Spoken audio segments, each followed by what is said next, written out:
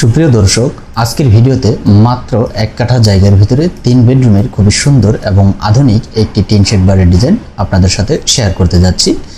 এবারের সামনের লুকিংটাই দেখতে অন্যরকম লাগছে। দেখুন, রাউন্ড শেপে সুন্দর একটি ডিজাইন করা হয়েছে এবং এটাকে গ্লাস দিয়ে এটা আপনার বন্ধ করে দেওয়া হয়েছে যাতে ভিতর থেকে বাহিরের দৃশ্য দেখা যায়, সেই হিসেবে এটা করা হয়েছে। এবাড়ির মেইন গেট হচ্ছে এটি। এই গেট দিয়ে বাড়ির ভেতরে প্রবেশ করতে হবে। প্রবেশ করলে বড় একটি ড্রয়িং ডাইনিং স্পেস পাওয়া যাবে, যেখানে কিছু অংশ আপনি ড্রয়িং রুমের জন্য ব্যবহার করতে পারবেন এবং কিছু অংশ আপনি ডাইনিং স্পেসের জন্য ব্যবহার করতে পারবেন। তারপরে খোলামেলা জায়গা থাকবে, সেখান থেকে আপনি হাঁটা চলা এবং বিভিন্ন রুমে প্রবেশ করতে পারবেন।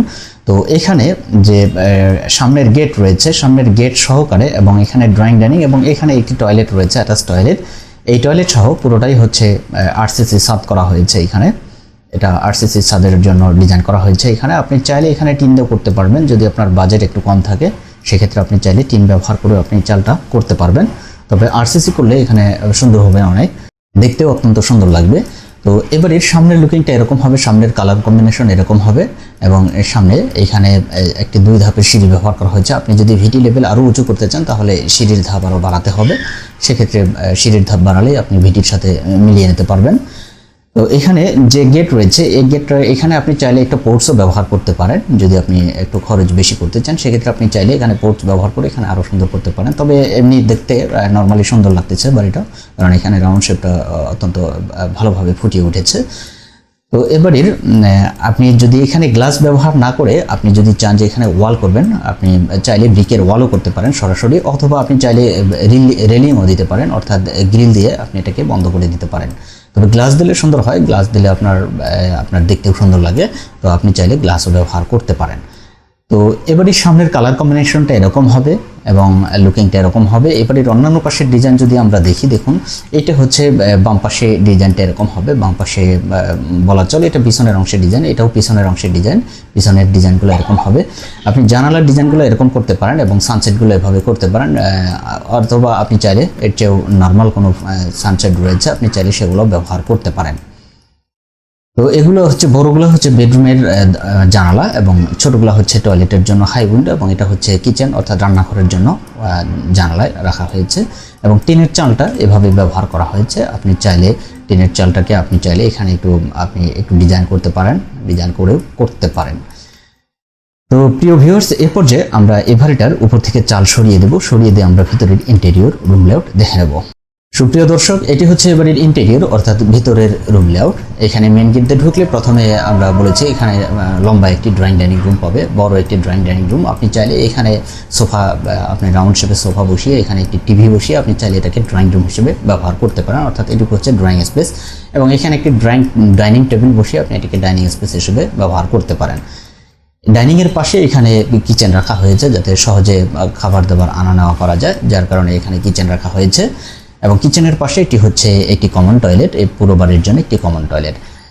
এবং ড্রয়িং ডাইনিংয়ের বাম পাশে 2টি বেডরুম রয়েছে। দেখুন, এই কর্নারে রয়েছে একটি বেডরুম, এই বেডরুমে 2টি জানালা রয়েছে। এবং এই কর্নারে রয়েছে আরও একটি বেডরুম, এই বেডরুমেও 2টি জানালা রয়েছে। এবং ড্রয়িং ডাইনিংয়ের ডান পাশে রয়েছে মাস্টার বেডরুম, এই বেডরুমের সাথে অ্যাটাচ টয়লেট রয়েছে। দেখুন, এই বেডরুমে 2টি জানালা রয়েছে প্লাস অ্যাটাচ একটি টয়লেট রয়েছে। আপনি চাইলে এভাবে করে নিতে পারেন, যদি আপনার জায়গার পরিমাণ এই থাকে তাহলে আপনি অবশ্যই করতে পারবেন।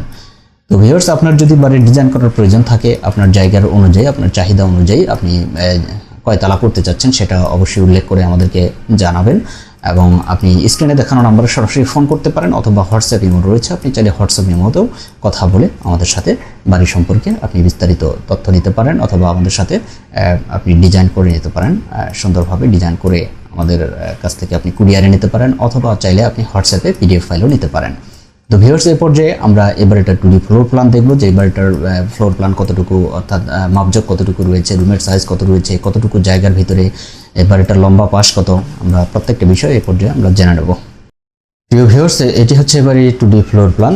দেখুন, এই বাড়ির আপনার লম্বায় হচ্ছে 36 ফিট 7 ইঞ্চি এবং পাশে হচ্ছে 23 ফিট 9 ইঞ্চি এই পরিমাণ জায়গা লাগবে। এবং স্কোয়ার ফিটে যদি আমরা বলি 778 স্কোয়ার ফিট, প্রায় 1 কাঠা জায়গা লাগবে এই বাড়িটি করার জন্য।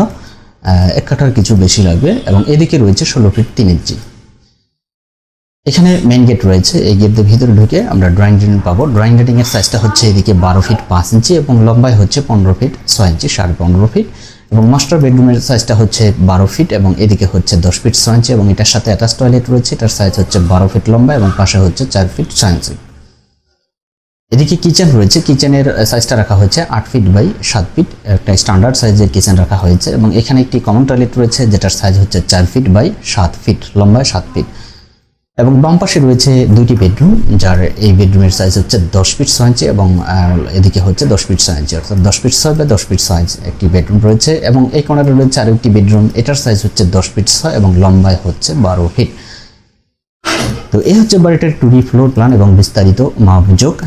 এবং এই বাড়িতে যে অংশটুকু আরসিসি ছাদ করা হয়েছে, দেখুন এখানে কলাম ব্যবহার করা হয়েছে, আরসিসি কলাম। আপনি যদি এইটুকু ছাদ করেন তাহলে এভাবে কলাম করে আপনাকে করতে হবে। তো ভিউয়ার্স, এই পর্যায়ে আমরা এই বাড়িটার খরচ সম্পর্কে ধারণা নেব, যে বর্তমান বাজার দরে করতে গেলে কত টাকা খরচ হবে, আমরা সে বিষয়ে একটা ধারণা নেব। প্রিয় ভিউয়ার্স, আপনারা যদি বাড়িটা ঠিক এই ডিজাইনে কমপ্লিট করতে যান, অর্থাৎ এখানে যেভাবে দেখানো হয়েছে, আপনি যদি এই ডিজাইনে আপনি বর্তমান বাজার দরে আপনি যদি এই বাড়িটা এভাবে কমপ্লিট করতে যান, প্রায় 12 থেকে 14 লক্ষ টাকা খরচ করে আপনাকে কমপ্লিট করতে হবে। তো ভিউয়ার্স, বাড়ির ডিজাইনটা কেমন লাগলো, আশা করি ভালো লেগেছে। যদি ভালো লেগে থাকে তাহলে অবশ্যই একটি লাইক দিবেন এবং কমেন্টস করে জানিয়ে দিবেন আপনার মূল্যবান মতামত।